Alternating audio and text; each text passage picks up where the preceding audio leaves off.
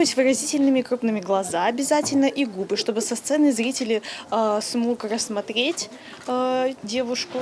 Артисты с волнением готовятся к выходу на сцену. В честь празднования Дня крымско-татарского флага им предстоит удивить зрителей через экран. В этом году из-за ограничений концерт проходит в необычном формате с соблюдением всех требований Роспотребнадзора.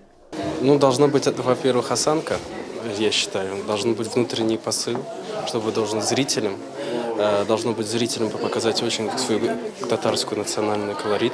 И вот на фоне полотна небесно-голубого цвета танцоры торжественно открывают концерт.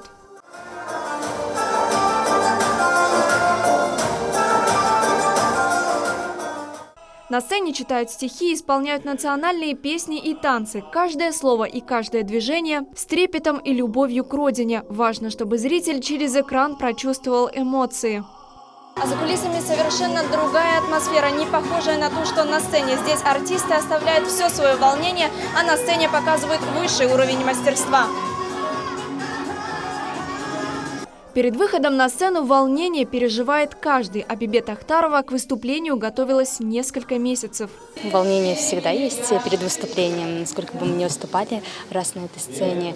Сегодня мы будем танцевать танец «Беш-хыз» с Крымско-татарским академическим театром и будем дарить людям радость. Национальная гордость – крымско-татарский флаг – символ единства, надежды и веры.